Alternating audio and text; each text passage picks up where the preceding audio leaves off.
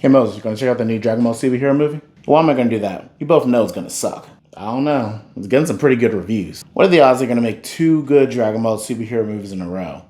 You know what? Listen, if it's good, I'll even make a video about it. Alright, okay.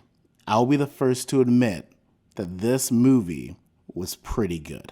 It is no secret to anyone that knows me or has seen this channel that I had zero faith in this Dragon Ball movie. But can you really blame me though? I mean, Dragon Ball Super hasn't really been giving me good content to work with.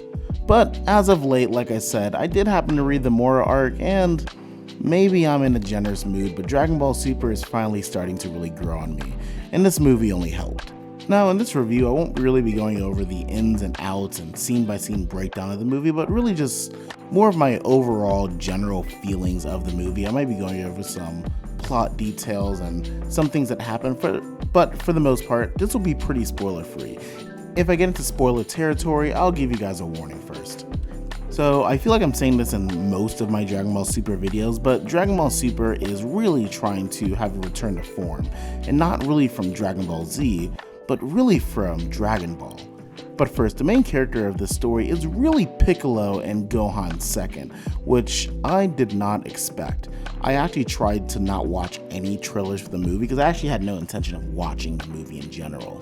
But the movie starts off by revealing the Red Ribbon Army never really went away. They've kind of grown and expanded and rebranded, and they get someone to build them new androids to take out Goku and his friends, believing they're evil, and there's a bit more to it actually, but I'm not going to get into it because that's a whole nother thing. So these two new androids, Gamma 1 and Gamma 2, believe that they are the good guys. They believe that they are heroes of justice, and the Z Fighters are the bad guys. Now, with that being said, let's talk about the things I did like in the movie, and then we'll get to the things I didn't like in the movie a bit later. And I'm gonna say, I really love the physical comedy in this Dragon Ball superhero movie. And to me, Pan and Piccolo really stole the show. Piccolo being as serious as he is, and not really conceptualizing these goofy enemies and not really understanding how to react to the silliness happening in front of him was pretty funny. To me, this really felt like a watered down Dragon Ball abridged episode funded by Toei trying to return to the Dragon Ball formula. It's actually the perfect sentence to describe this movie if you ask me.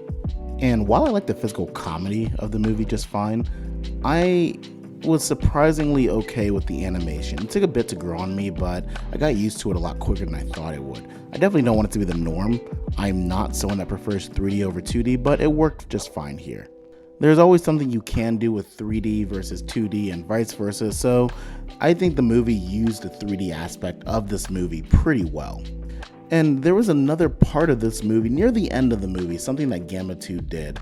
The animation quality just shot up. Their budget almost looked like it went to the back half of the movie and looked like UFO Table was animating it. It honestly looked beautiful and something I didn't expect from a Dragon Ball anything franchise, honestly.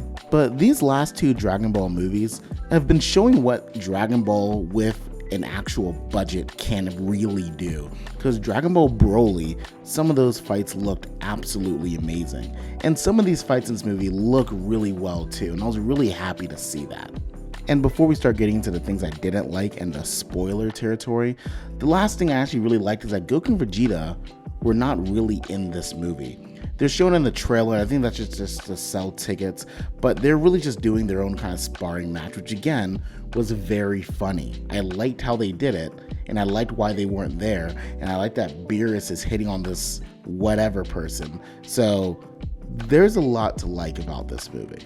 Now, if you don't want to be spoiled, jump to this time, but if you're okay with it and you don't care, then let's talk about the spoilers section now. I really hate Gohan in this movie. Like a lot. Like I can't understand why people like him still.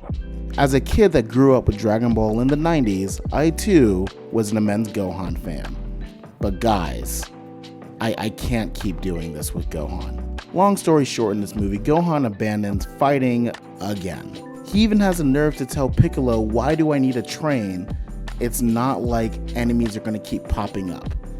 And this takes place after Super. So I can't believe he said that. Like, why have a whole arc in Dragon Ball Super dedicated to Gohan getting his mystic form back if they're not even going to really stick with it? This movie takes place about 3 years after Super, because I think Pan's 3 or 4 in this movie now. And Gohan, yeah, he's a researcher, great, but he doesn't want to fight anymore. The whole story revolves around Piccolo and Pan hatching a plan to have Pan be fake kidnapped so Gohan sees it and loses control. Which again, Pan and Piccolo's physical comedy and actual just comedy and lines and the whole kidnapping scene was great. I loved all of it. It's super funny, very reminiscent of Dragon Ball. But the reason for having to do it in the first place is what upsets me. So a lot of this movie revolves around Gohan trying to get his fighting spirit back. You know, the arc we just finished in the Dragon Ball Super anime about him getting his fighting spirit back. It's like, if we're gonna rinse and repeat this thing like 25 times, I don't want to do it. And if we really think about it, the last few episodes of Dragon Ball Z, the part where she was supposed to be getting to, Gohan's a bookworm again. So I don't know how many times he's gonna lose his fighting spirit. It's kind of annoying. And I'm sure some people are here to listen to me talk about Gohan and whatever this new beast mode is, which I was not privy to before watching this movie. I put my hands over my face and like looked down for like 25 seconds. This doesn't make any sense. I hate it. It looks like Yusuke played with an electric socket after he turned Majin. I don't like any of this. Like, it's so much hair, and I know I'm saying that when Super Saiyan 3 exists, but it looks so awkward. It looks like someone turned on Big Head mode in GoldenEye 64, but only for his hair. And speaking of forms, Piccolo turns orange and turns into a Super Namek. I'm gonna be very honest with you, I still don't know how I feel about this form. He turns orange, and I don't know, I don't think it's something I dislike, but it's definitely not something I like. I don't know, at the end of the day, I overall like the movie. I think it's a fun movie. It's great for new Dragon Ball fans or people that don't know Dragon Ball that well. You don't really need a lot of existing Dragon Ball information to just have fun and watch this movie. And I'm sure it's not canon, I pray. But like I said, this movie is fun. It's good. The animation somehow works. The joke somehow works. How much they try to pay homage to Dragon Ball somehow works. Somehow this movie just works. And let me share you guys just one more thing, slightly spoiler, but not really. My actual favorite part of the movie. It has nothing to do with fighting.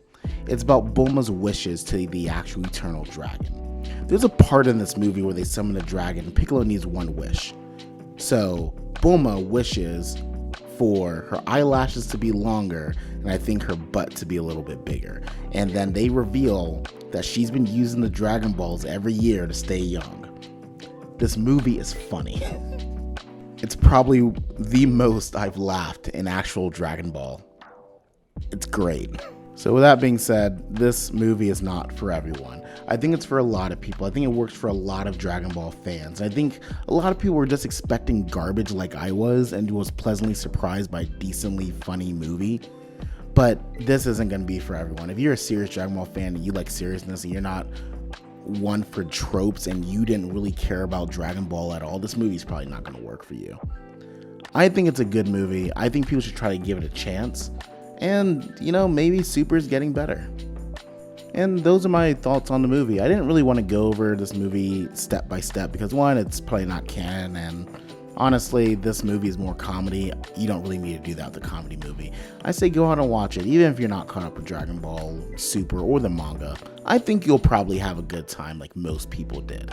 I'm still working my Dragon Ball Tournament of Power videos and my Bleach videos, so please stay tuned and subscribe for that when it drops. Thanks guys for watching.